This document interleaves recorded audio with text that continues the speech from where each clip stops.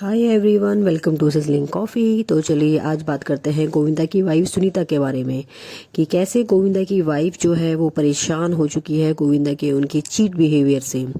तो पिछले कुछ टाइम से जो है आपने सोशल मीडिया पे है काफी और सारे बुरी आर्टिकल्स जगह देखने आगेगा को ना, मिले होंगे जिसमें निकालते उनकी निकालते डिवोर्स की 2 बातें साल हो निकल रही जाएगी हैं। लेकिन वो साली हाँ, निकलेगी इनके नहीं। बीच में प्रॉब्लम जरूर होगी, लेकिन ये अभी सेपरेट नहीं हो रहे हैं। इनका एक पोस्ट था जिसमें उनके एक मैनेजर शशि सिन्हा ने लिखा था कि गोविंदा जी की वाइफ ने अभी रिसेंटली इंटरव्यू में जितना बोलना चाहिए था उससे कुछ ज्यादा ही बोल दिया, जिसका नतीजा सब लोगों के सामने है। हिंदुस्तान टाइम्स में एक आर्टिकल में छपा था जिसमें ये उन्होंने मेंशन किया था कि गोविंदा के जो लॉयर हैं उन्होंने कंफर्म किया है कि सुनीता ने 6 मंथ पहले ही जो है वो डिवोर्स के लिए फाइल कर दिया है। और ऐसी चीज़ें जो हैं कपल्स के बीच में होती रहती हैं और अब सब कुछ ठीक है और ये दोनों अब अलग नहीं हो रहे हैं। रिसेंटली कुछ टाइम से सुनीता जी ने जितने भी इंटरव्यूज दिए हैं उसमें वो गोविंदा जी को कॉल आउट करते हुए नजर आ रही हैं। जैसे कि चीटिंग वाली बात पर उन्होंने कहा था कि पति को कभी ये मत बोलना कि वह कुछ नहीं करता है, अगर वो करने पे आया तो वो इतना मेस कर देगा कि साफ करते करते 2 साल लग जाएंगे लेकिन वो डैश निकलेगी नहीं। और ये क्लियर था कि जिस वे से सुनीता ये बात कह रही थी तो वो अपने और गोविंदा के रेफरेंस से ही दे रही थी। मतलब जो पर्सन गोविंदा की लाइफ में है वो पिछले 2 साल से है और जा नहीं रही है या रिश्ता एंड करने के लिए तैयार नहीं है। जो सुनीता का ये वायरल वीडियो था जिसमें लोगों का रिएक्शन देखने को मिला जुला रिएक्शन था इसमें कि इतनी हंसी के पीछे सुनीता का दर्द भी काफ़ी दिखाई दे रहा था। और 37 साल की एज में इतने बड़े बड़े 2 बच्चे, और अब इसमें कुछ लोगों तो सुनीता को सपोर्ट करते हुए नजर आए और वो कह रहे थे कि बिल्कुल करेक्ट कर रही है। और कुछ लोग जो थे सुनीता के बिहेवियर के बारे में बात करने लगे कि उनके पार्टनर उनके साथ इस तरीके से बात करते हैं तो कैसे ही कोई किसी के साथ रह सकता है। एक आर्टिकल में ये छपा था कि गोविंदा का जो अफेयर है वो किसी मराठी एक्टर्स के साथ है जिसकी एज अराउंड 30 ईयर्स होगी और इनकी शादी को जो है 30 साल हो चुके हैं और पास्ट में भी गोविंदा ने इनको चीट किया है, गलत ट्रीट किया था।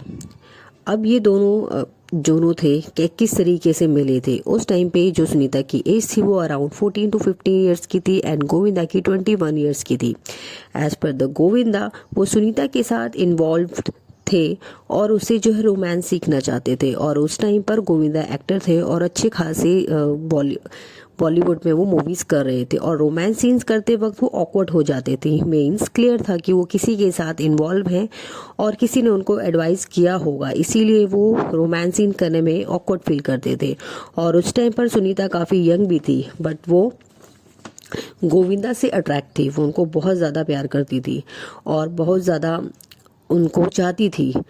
1984 में ये दोनों मिले थे और 1986 में गोविंदा नीलम से मिले और उस टाइम तक गोविंदा एंड सुनीता की एंगेजमेंट भी होने वाली थी क्योंकि वो लोग सुनीता के 18 होने का वेट कर रहे थे कि जब वो 18 साल की हो जाएगी वो तब गोविंदा और सुनीता की सगाई कर देंगे। बट जब गोविंदा ने नीलम के साथ मूवी पर काम कर रहे थे तब नीलम के साथ उनका अफेयर हुआ और गोविंदा ने डिसाइड किया कि वो अपनी एंगेजमेंट सुनीता से नहीं करेंगे और ऐसा ही किया, उन्होंने सगाई उसके साथ नहीं करी। इंटरव्यू में उन्होंने कहा कि कोई भी नीलम के प्यार में पड़ जाएगा। आफ्टर दैट जब चीज़ें सही नहीं चली, उनके बीच कुछ सही नहीं चला तो उन्होंने सुनीता से पैचअप कर लिया और तब उन्होंने सुनीता से 1987 में जब वो 18 की हो चुकी तब गोविंदा ने सुनीता से शादी कर ली।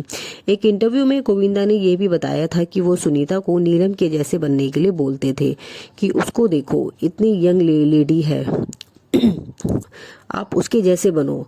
और अगर आप अपनी वाइफ को किसी लड़की से शादी के स्टार्टिंग डेज में ही ऐसे कंपेयर करोगे तो कैसा लगेगा? बिल्कुल भी नहीं। इवन तक कि एक क्लिप में सुनीता ने काफ़ी देखा मैंने, उसमें लग रहा था कि वो काफ़ी यंग थी बट कॉन्फिडेंस नहीं आ रहा था। बट अब का आप वीडियो देखो बिल्कुल कॉन्फिडेंस से भरा है। और गोविंदा भी किसी भी अगर पार्टी में वो जाते थे सुनीता तो उस टाइम पे तो वो कंफर्टेबल फील नहीं कर रही थी और कोशिश भी यही कर रही थी कि वो गोविंदा के साथ मिक्स हो जाए, बट उसे वो स्पेस फील नहीं, वो उसको वहाँ पे जो था स्पेशल फील नहीं करा रहे थे। और गोविंदा को तो पूरा टेंशन मिल रहा था क्योंकि वो बॉलीवुड इंडस्ट्री से थे और सुनीता नहीं थी, तो वो उस पार्टी को पूरा एंजॉय कर रहे थे। तो ये तो हस्बैंड की रिस्पॉन्सिबिलिटी होती है कि अगर आप अपनी वाइफ को किसी ऐसी जगह पे लेके जा रहे हैं जहाँ पे उसका कोई बॉलीवुड कनेक्शन नहीं है, तो आपको उसको कंफर्टेबल फील करवाना चाहिए।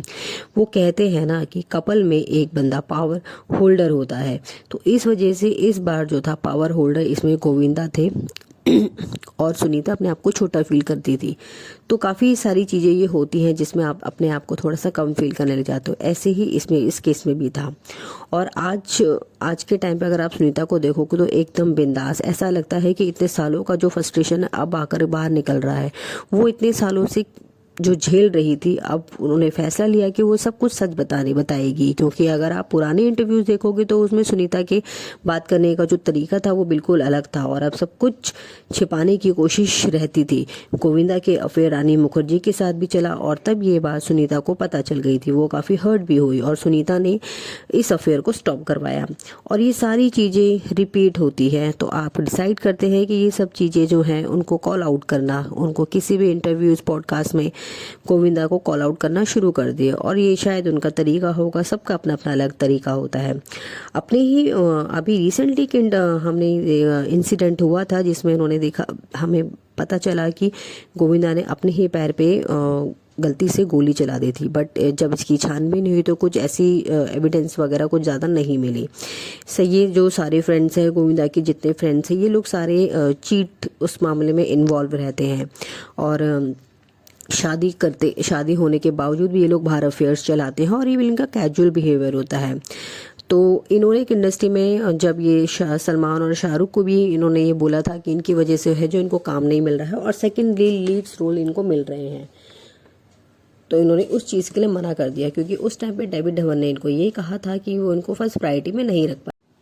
तो बॉलीवुड इंडस्ट्री में ये होता है कि इस आपकी जो काम करने की जो एक एज होती है उस टाइम तक ही आप लोगों को पहले पूछा जाता था, पर 19 एंड 20s में। बट अब जो है काफ़ी लोगों को ये काम मिलता है, वो एज के हो जाते हैं तो भी उनको कहीं ना कहीं काम मिल जाता है, बट पुराने टाइम पे ऐसा नहीं होता था। और रिसेंटली ये बहुत सारे इंसिडेंट देखने को मिले जब उन्होंने एक आदमी को था, उन्होंने एक थप्पड़ मार दिया, ठीक है, और उन्होंने एक केस भी फाइल कर दिया था जिसमें वो जीत भी गए थे।